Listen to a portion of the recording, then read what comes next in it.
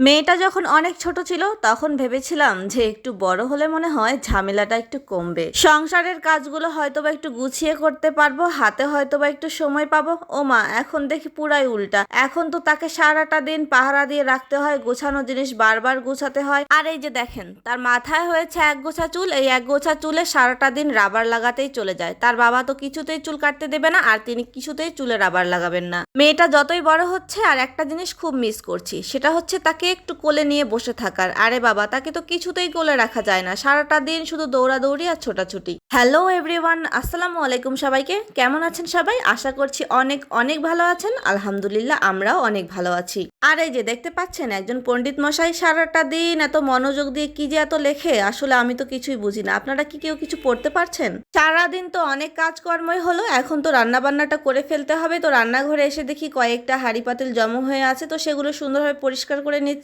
এগুলো গুছিয়ে রেখে তারপরে চলে যাব রান্নায়। আর এই যে দেখেন, আমি কিন্তু ডাল বসিয়ে দিয়েছি, আবার ভাতটাও বসিয়ে দিয়েছি। ভাত আর ডালটা বসিয়ে দিলাম, এগুলো এইদিকে হতে থাকুক। আর অন্যদিকে আমি তরকারি রান্নার ব্যবস্থাটা করে ফেলি। আসলে মাসের যেহেতু শেষ, ফ্রিজের এপাশ আর ওপাশ অনেক খোঁজাখুঁজি করে এই জিনিস কয়টা খুঁজে পেলাম, তাই এখন রান্না করে নেবো। তো দেখতে পারলেন, ম্যাজিক দেখিয়ে আমি কিন্তু পরিষ্কার করে নিলাম। আসলে কি ম্যাজিক দেখিয়ে পরিষ্কার করেছি? এগুলো পরিষ্কার করতে কিন্তু অনেক কষ্ট হয়েছে। ফ্রিজ অনেক ঘাটাঘাটি করে এই বাটা মাছ 3টা খুঁজে পেলাম। আর এই মাছগুলোতে কিন্তু অনেক কাটা থাকে, তাই এগুলো রান্না করব না, একেবারে মুচমুচে করে ভাজি করব। আর মুচমুচে করে ভাজি করে খেতে কিন্তু এই মাছগুলো ভীষণ ভালো লাগে। তো বাটা মাছগুলোকে মেরিনেট করে একপাশে রেখে দিলাম। প্রথমে আমি চিংড়ি মাছগুলোতে একটু লবণ হলুদ মাখিয়ে এগুলো ভেজে নিচ্ছি। ভর্তার জন্য সবকিছু রেডি করে নিয়ে তারপর একই প্যানে আমি মাছগুলো ভাজি করতে দেব। আর এই প্যানটাতে ভাজি করছি, কারণ এই প্যানটাতে ভাজি করলে মাছ অনেক বেশি মুচমুচে হয়। তো এগুলো রেডি করে নিতে নিতে কিন্তু ভাতও হয়ে গেছে। আর ভাতগুলোকে একটু নেড়ে চেড়ে দিচ্ছি যাতে ঝরঝরে হয়, দলা পাকিয়ে না যায়। আর এদিকে দেখেন, ডালও সিদ্ধ হয়ে গেছে। আর ডালগুলোকে খুব সুন্দর করে ঘুটনি দিয়ে ঘেটে নিলাম। আর এখন এখানে সব ধরনের মশলা দিয়েছি, আর একটু দিয়ে দিলাম ধনিয়া পাতা। ধনিয়া পাতা দিলে ডাল খেতে কিন্তু অনেক বেশি মজা লাগে।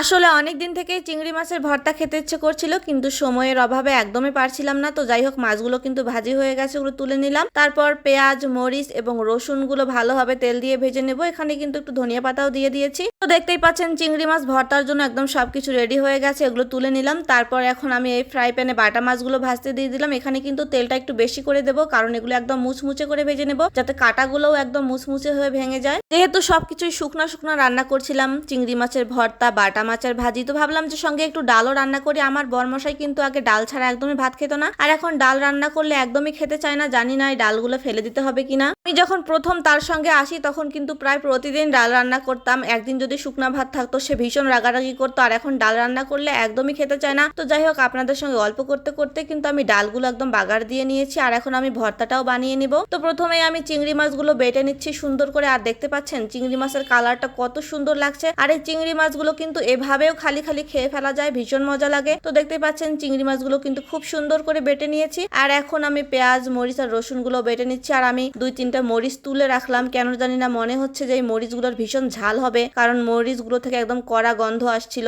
তো 2-3টা মরিচ তুলে রাখলাম। আর বিশ্বাস করেন, এই মরিচগুলোর আসলে অনেক বেশি ঝাল ছিল। ওই মরিচগুলো আর আমাকে অ্যাড করতেই হয়নি, এই 2টা মরিচ দিয়ে এত বেশি ঝাল হয়েছিল যে খেতেই পারছিলাম না। তো যাই হোক, ফাইনালি দেখতেই পাচ্ছেন ভর্তাটা একদম বেটে নিয়েছি। তারপর হচ্ছে একটু সরিষার তেল আর লবণ দিয়ে খুব সুন্দর করে মাখিয়ে রেডি করে নিলাম চিংড়ি মাছের ভর্তা। আর এই ভর্তাটা খেতে এতটাই মজার হয়, কি বলবো। আমার বানানো চিংড়ি মাছের ভর্তাটা দেখে কার কার খেতে ইচ্ছে করছে বলুন তো? আর হ্যাঁ, ইচ্ছে করে থাকলে অবশ্যই বাসায় বানিয়ে খাবেন। আর এই যে দেখতে পাচ্ছেন, কিছু মরিচ নিয়ে এসেছিল, সেই মরিচগুলোর বোটা ছাড়িয়ে নিলাম। আজকের ভিডিওটি এ পর্যন্তই। ভালো লাগলে অবশ্যই লাইক, কমেন্ট, শেয়ার করে পাশে থাকবেন। আল্লাহ হাফেজ।